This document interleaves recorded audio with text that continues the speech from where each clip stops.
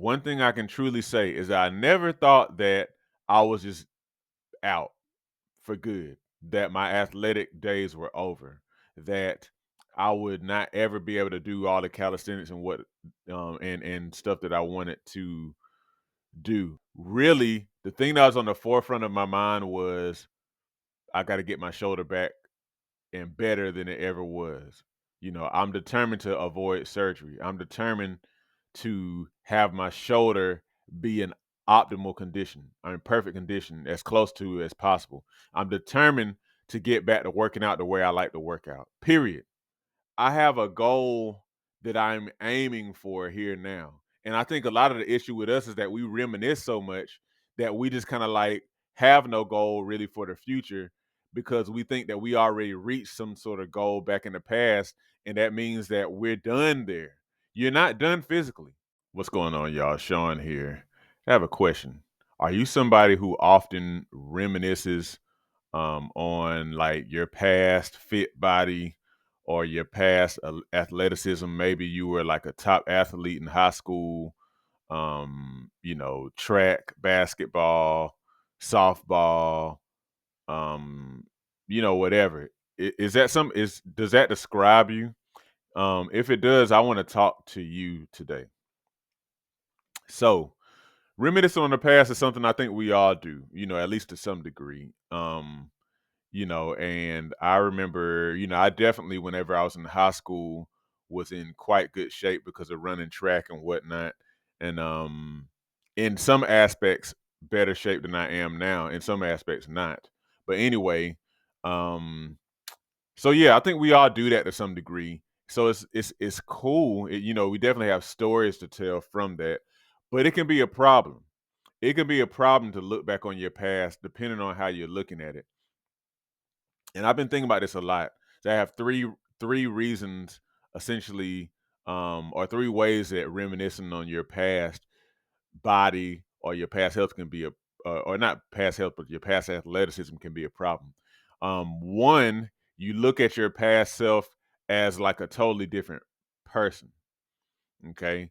Two, you are at risk when you reminisce of buying into the narrative that you are limited now, that you're not as capable now. And then three, you're at risk of feeding fear, specifically feeding into the fear that you cannot be what you once were. Okay. So we're going to talk about this, but before I get into it, I want to give my testimony. It's a testimony I give a lot on this channel. And it's the reason why a lot of you actually subscribe to this channel. By the way, make sure you subscribe if you haven't already and like this video. But if you followed me for a while, you know that in April of 2018, I dislocated my shoulder. Now I'm one who's been, very much a fitness advocate and one who's liked to work out for a long time, most of my life. And at that time, I was doing hundreds of reps of push-ups and dips and pull-ups and chin-ups and all this kind of stuff. I was doing hundreds of reps, like no exaggeration. And it's specifically because I was training to do an obstacle course race. If you ever heard of American Ninja Warrior, it was kind of something like that. And that's the event. When I finally got to the event that I was training for, I dislocated my shoulder. So I was bummed out. I was like really, really bummed out. You don't plan on doing anything like that, but it was kind of like a freak accident. And in the immediate aftermath, like I said, I was really bummed out about dislocating my shoulder. However, one thing I can truly say is that I never thought that I was just out for good, that my athletic days were over, that I would not ever be able to do all the calisthenics and and stuff that I wanted to do. I didn't consider that at all. Really, the thing that was on the forefront of my mind was I got to get my shoulder back and better than it ever was. I'm determined to avoid surgery. I'm determined to have my shoulder be in optimal condition. I'm in perfect condition, as close to as possible. I'm determined to get back to working out the way I like to work out. Period. And so I want to tell that testimony because I believe, well, first of all, I know that that has been a very, very powerful testimony for a lot of you to hear, especially if you've actually dislocated your shoulder before. And it's for a reason. It's for a reason. I believe the reason is because, whenever you have an injury like that, or whenever even if like I'm talking about, your body used to be a certain way in high school, or maybe you were very athletic and whatnot. We have these things that happen to us in life that make us, that kind of derail us a bit and kind of make us feel like that stuff was in the past and it's no longer attainable. But let me tell you something, as I kind of break down those three things I talked about. For those of you who look now at your past self as like a totally different self, like almost like a totally different person than who you are, that person was you. You're the same person. You may have had different life experiences since then, but you are the same person. That essence of you is still in there. Your body may be different now. And of course, that, there's a lot of reasons for that. But you went through those things. You were the one who had the body that looked like that. You were the one who was athletic like that. You were that athlete. So, like, period. That wasn't like some sort of other person. You had those experiences. So that's the first thing. Even though you're like different than what you were before, I don't want you to like separate yourself so much from the fact that that was you who had those experiences. That was you who were in that body then.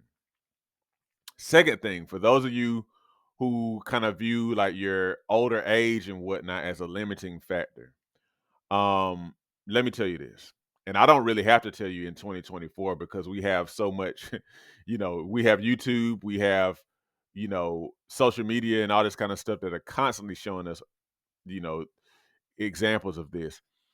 Your body does change when you get older, for sure. Think about the fact that when you're younger, you are growing and developing. So it's a totally different way of life. You're growing and developing into adulthood.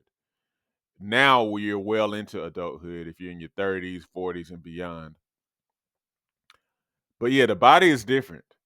However, there are many, many examples for us of people who have defied the odds. We have so many people telling us that, yeah, you're older, you can't, you can't do this no more, you can't do that no more, you got to change this, you got to change that. But yet you have LeBron James. LeBron James is a smidge older than I am.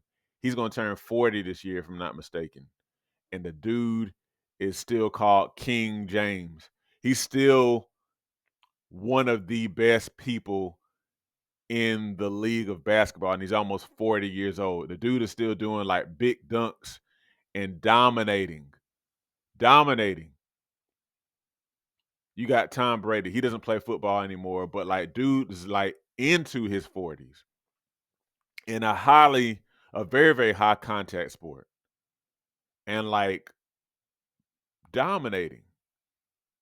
You got I've mentioned Angela Bassett a lot. She's always been very inspirational to me because I remember as a kid when the movies like the What's Love Got to Do with It, it uh Angela Bassett's legendary, arms, and Wait Till Exhale and stuff like that. Like I remembered when those movies came out as a kid, when I see Angela Bassett then and see her now, she looks about the same, man. She looks about the same. But she's somebody who has absolutely defied the odds because she's been so intentional with what she allows into her body and so intentional with the kind of activities that she kind of takes part in. You have Ernestine Shepherd, somebody that a lot of people know about. She's not as famous, but she's famous in her own right. She's probably at least in her mid 80s now with defined abdominals because in her 50s she got into lifting weights and she started training for bodybuilding competition and she's still maintained that to this day and is inspiring so many people still in running fitness classes, you know defying the odds. Then there's other names, Wendy Ida, you may have heard of her. Joan McDonald. I just came across a lady named Pauline Adeleke. I think that's how you say her last name. But the list goes on and on and on and on. Just go on YouTube or even on Instagram and stuff like that, and you'll see there's so many people who are well past 30, 40, even 50 and beyond, who are like defying the odds that, well, once you get to a certain age, you just can't be doing that stuff no more. It's just not true. That's a narrative. That's a narrative. That's something that we believe based on what somebody else told us. But it's not true. It only is what you experience if that's what you actually believe. That's why I'm so grateful that you have a lot of people who have kind of bucked against the status quo and maintained athleticism, maintained their bodies even after having, injuries or having children or just being adults, everything that comes with adulthood. Another thing that people deal with, like I talked about earlier, is fear. You fear because you were so athletic, back in the day, that in itself scares you because it's almost like you don't want to present to the world a lesser version of that.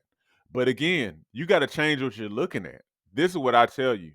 You have to change what you're looking at. The same way with me when I injured my shoulder, when I dislocated my shoulder, I did not focus on, I could have been like, you know what, man, my shoulder will never be the same. It'll never be the same. And while there were a couple of those thoughts back in my mind, it's like I didn't dwell on those thoughts because I was really, really focused on my shoulder being the best shoulder it could be.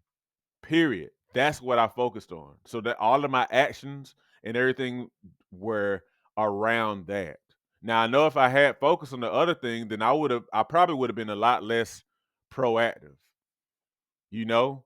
And so I wanted to read this scripture here from Philippians chapter 3, verses 12 through 14. And if you're a believer or somebody who's been in the church for a while, then you should be familiar with this. This is Paul, who was writing to a church in Philippi, and he said this. Now, first of all, just to give some context, he was talking about how his goal in life was to know Jesus Christ and just everything in him, that essentially, you know, that makes us free and whatnot. And he talked a lot about all of his accomplishments in life and that how he was like a strict Pharisee and this and that, all these things that qualified him. But he was saying he was just discarding all that because his goal was really to know just the fullness of Christ. And so, anyhow, you can read that whole chapter if you want on your own. But he says this. I don't mean to say that I've already achieved these things, that I've already reached perfection, but I press on to possess that perfection for which Christ Jesus first possessed me. No, dear brothers, I have not achieved it, but I focus on this one thing, forgetting forgetting the past, and looking forward to what lies ahead. I press on to reach the end of the race and receive the heavenly prize for which God, through Christ Jesus, is calling us. And really, what I want to emphasize is just the mindset of this. It's like he's focusing not on the past. He's not just thinking about what he's accomplished before. I mean, that stuff has its own value, but it's like, forget all that stuff.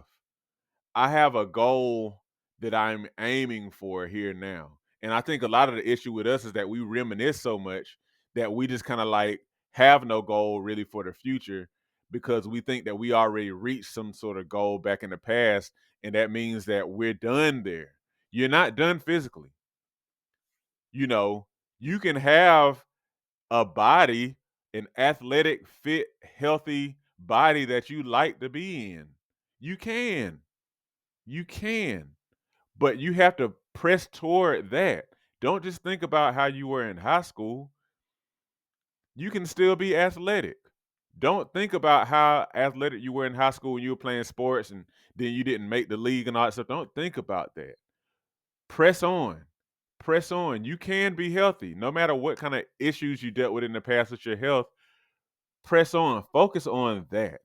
Just like horses with the blinders on. Put the blinders on so you can't really look left or right, or, of course, horses not gonna be looking backwards either, right? They just looking straight forward. Use the past to fuel your future, to help you to know what you're capable of. If you did all this stuff in the past, then that helps you to know, oh yeah. So yeah, whatever I'm aiming toward, I can get that. So you can use your past just enough to kind of add some gasoline to help fuel you toward your future. But any more than that, and a lot of times you're going to end up stalling yourself. You're going to end up impeding your progress forward because you keep on seeing that as like you haven't reached the pinnacle of who you are and where you can go in your body. Last thing I want to say to sum all this stuff up is be the best you in the season that you're in. Maybe you were the best you back then. There's a best you now. Focus on that. Don't be scared that you're not going to attain whatever kind of accomplishment height that you attained in the past. Because you don't know. You could actually go past that. Believe it or not, you could go past that. So just always focus on being the best you. That's what I like to say. That's what I did when I dislocated my shoulder. And that's really like what I can encourage you to do now. Because I promise you, if you do that, then that's going to help you to achieve far more than you would dream of if you just kind of chose to focus on what was. I hope this helps you. As we get older, it becomes increasingly important to maintain and build muscle. Muscle helps you burn fat, stay mobile, and can contribute to longevity. However, many people have no idea how to work out to build muscle. My mini workout series on Patreon provides you with my body weight mini workout video library. These workouts use little to no equipment, which means that you can do them in the privacy of your own home. They start at beginner level and progress from there to ensure you continue to see results. Every workout is a full body workout, hitting chest, back, legs, and glutes, as well as other muscles in between. Become a patron today and receive access to my series of mini workouts, plus access to a digital copy of my book, 8 Weeks to Transform Your Diet and Your Health. By combining the workouts with healthy diet changes, as outlined in my book, you'll definitely be on your way to weight loss, improved health, and visible results. Join me at patreon.com/SeanB2B Fitness today. If you like this content, you might also be interested in one of my books. Learn how you can take steps literally today to successfully manage, control, and overcome common issues such as high blood pressure, diabetes, and belly fat. It's all about putting power back in your hands to improve your own health. Get your book copy today by the links in the description or by visiting SeanMcClennan.com/books. Also, don't forget, hit the like button and subscribe, and join my email list at SeanMcClendon.com/subscribe.